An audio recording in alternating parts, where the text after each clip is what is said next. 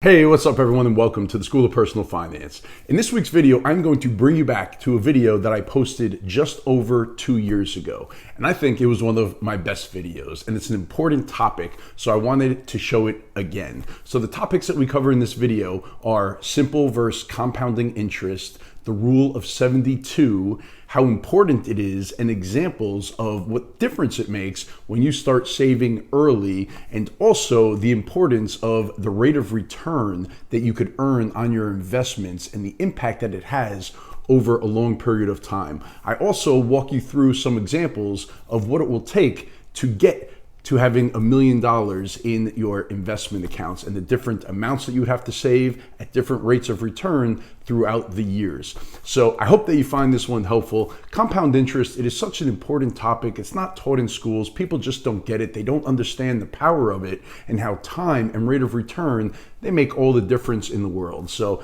I hope that you get value out of this video. All right, let's get to it.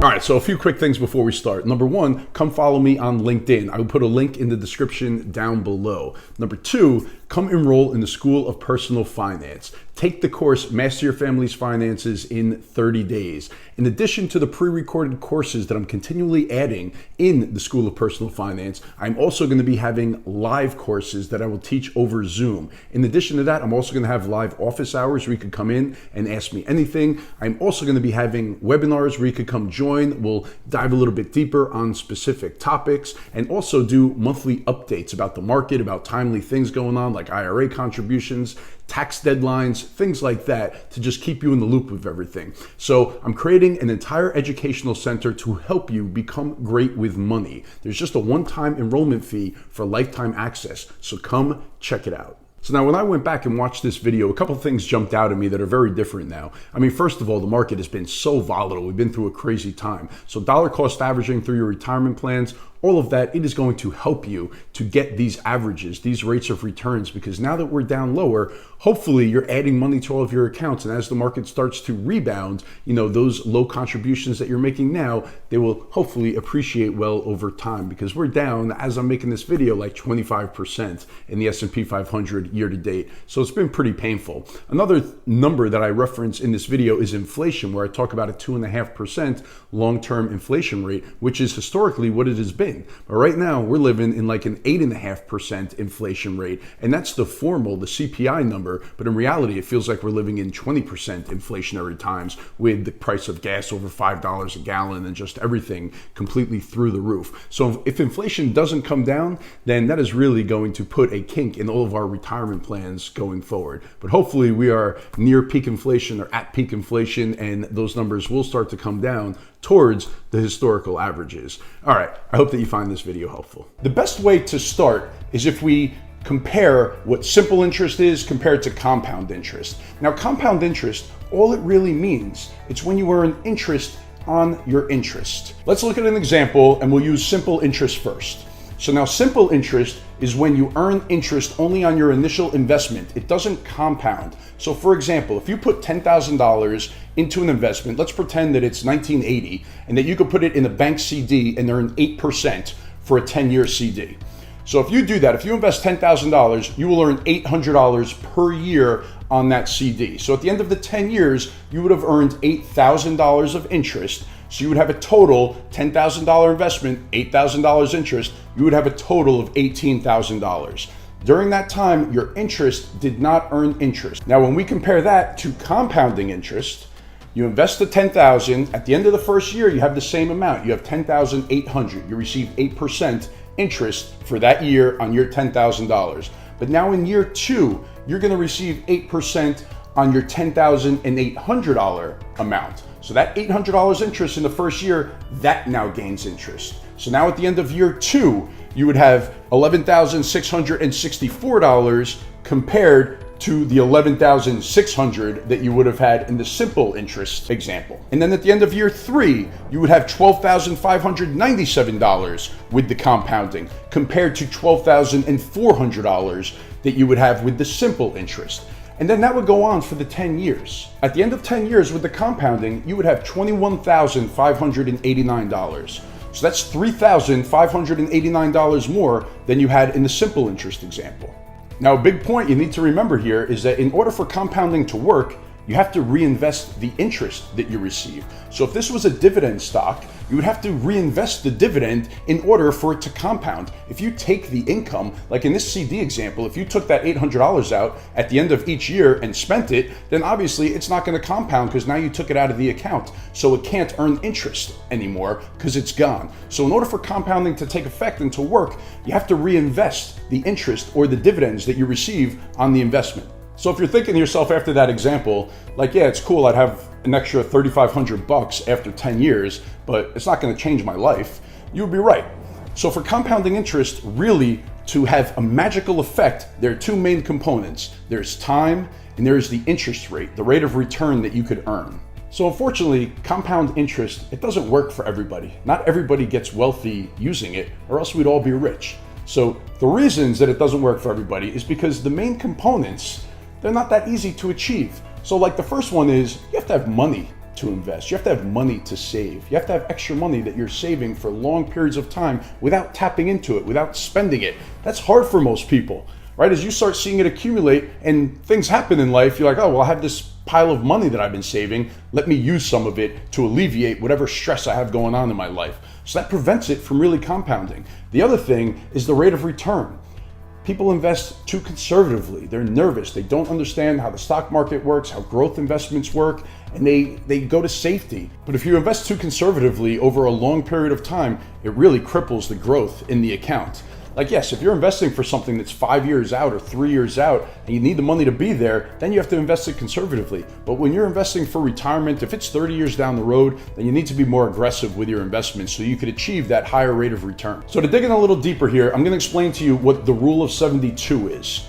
So if you take 72 and you divide it by the interest rate that you're receiving on an investment or on a savings account or whatever it is, then that shows you how many years it will take before your investment will double. So for example, if you have a 10% rate of return on an investment, it'll take 7.2 years for that investment to double. If you have an 8% rate of return on an investment, it'll take 9 years for that investment to double. If you have a 3% rate of return on an investment, it'll take 24 years for it to double. So that is the effect of compounding. That just shows you how big of a difference it could make depending on the rate of return that you get on how your money is invested. And when we think of rate of returns and what's realistic and what's not realistic, I mean, earning 10% is difficult. 8% is a realistic rate of return if you're invested aggressively.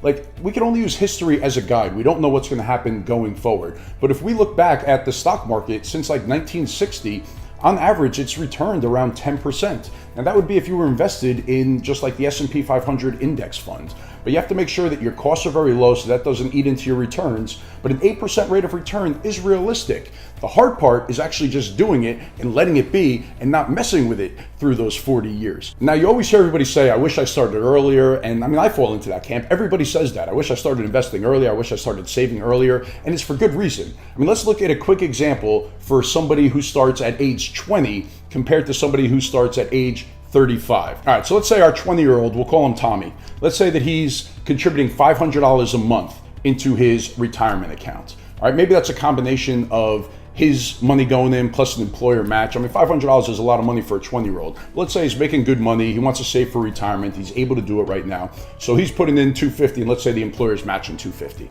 So he has $500 a month going in. And let's say he does that for 20 years. He doesn't increase it. He keeps it at $500 a month. That happens over a 20-year period. All right, and then at the end of 20 years, he needs to stop. Let's say he loses his job, or he stops working, or he has a pay cut, or maybe he has a bunch of kids at this point and he just can't afford to do it anymore, so he actually stops contributing. And he doesn't contribute anymore until he retires at age 67. So at age 67, he would actually have, if he earned an 8% rate of return, he would have $2,535,496 in that account. That's a lot of money. All he did was save from age 20 to age 40. So he invested a total of $120,000 over that 20-year period. So now let's compare that to our 35-year-old. Let's call her Faith. And Faith, she hasn't contributed any money into anything up until this point. She's 35 years old and she feels like she's behind. So she's actually going to put in $1,000 a month into her retirement account or whatever account we want to say that it is. So she's doing $1,000 a month, and she continues to do that for 32 years, all the way up until retirement, until age 67. All right, so from age 35 to age 67, she's putting in $1,000 a month. At retirement, at age 67, she's going to have $1,773,958 in her retirement account at age 67. So over the course of those 32 years, she would have put in $384,000. So that is actually $264,000 more than Tommy had put in. And guess what? She has $761,000 less than Tommy does at age 67. That is powerful right there. It's just a very good example of how starting early makes a huge difference. All right, so now let's look at another quick example. In this example, we're gonna have two 25-year-olds. We'll call them Ryan and Olivia. And the big difference in this scenario is gonna be the rate of return that they could receive. So they're both gonna invest the same amounts. They're both gonna invest $300 a month into their retirement account, and they're gonna do it for 40 years. But now Ryan, he's risk averse. He doesn't want to invest in the stock market, in growth stocks. He wants to be in a much more secure and stable portfolio. He doesn't like the volatility, the ups and downs of the market. So he's able to generate a 3% rate of return over that 40-year period. Where compared to Olivia understands the stock market, how over the long term, the averages work in her favor, how history has shown that the stock market could return somewhere between 8 and 10% if you're invested for growth and for the long term. So she does that, and she's able to generate an 8% return over that 40-year period. Let's see what the difference is in the amount of money that they have at the end of that 40 years. So now Ryan, with his 3% rate of return, he's going to have a total at the end of 40 years of $277,817. So not too bad. Over his 40-year period, putting $300 a month into the account, that's what he would end up with. And now Olivia, at 8% average return year in, year out over the 40-year period, she would end up with $1,047,302. It's a pretty big difference. Now, obviously, with the stock market, there's a lot of risk. You don't know what's going to happen. So you have to be able to stomach the ups and the downs. There will be years where you might be down 30% and it feels terrible. We just went through, March to April, the market dropped basically 30% with the coronavirus like that. So you just don't know what's going to happen. And when it does happen, it feels like the end of the world and it's scary. But if you're investing for the long term, things usually grow over time. History is our guide. So to be able to stomach it and to go forward and to add money when it goes down, that's how you get these averages of 8% or so over the long run. And again, full disclosure, I don't know your situation. I'm not making any kind of recommendations whatsoever, how you should invest, what you should invest in. These are all just general terms for educational and entertainment, hopefully entertaining purposes. All right, so now let's run through some quick numbers. I'll show you what it will take for you to get to $1 million, if that's what you want to get to. Now, obviously, 30 years from now, $1 million, it's really going to be like $500,000 with inflation and everything. But let's show you some quick numbers. So let's say you have nothing saved right now and you want to get to $1 million 10 years from now. What would it take? Let's again use the market averages. Let's say 8% is a realistic number that you could earn on your investment. If that was the case, you would need to save $5,466 a month in order to get to $1 million 10 years from now. Pretty tough to do. So same scenario, but now let's make the assumption that you already have $200,000 saved. So maybe you're 40 years old and you have 200 grand in your 401k account and you want to get to $1 million by the time you're 50 years old. If that's the case, then you would need to be investing about $3,000 a month, $3,040 a month at 8% rate of return in order to get to $1 million. Still pretty difficult. Let's say you're just starting and you have 30 years to go before you want to hit $1 million. 8% rate of return, you'd have to save $671 a month over the next 30 years in order to hit that $1 million mark. So now obviously 30 years from now, $1 million, it's not going to be $1 million.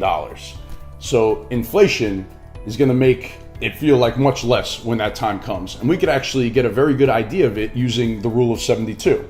So if we say inflation averages around 2.5% per year, use the rule of 72, and we would see that about 30 years is what it would take for that to double, meaning that if you need $1 million for retirement and you're not retiring for 30 years, you're really going to need $2 million in order to have the buying power that $1 million has today. So if you're 30 years away Whatever you feel like in today's dollars you need to retire, you really need about double that, just to put a cherry on top of this whole thing. So now, as you could probably tell, I enjoy running these numbers. I've been doing this for years, where I just play with numbers and see if I save this, what will I have? How does the rate of return affect it? It's very helpful, and it kind of keeps you on track because you can see how you're progressing, how you're doing, and you could dream up, some nice scenarios as you get older in life and how much money you could actually accumulate. It keeps you motivated. This has been fun. I hope you got some value out of this. I will see everybody again in the next video. Make sure to subscribe and hit that like button. Please share this video with as many people as you can, and I'll see you again next week. Thanks a lot. Bye.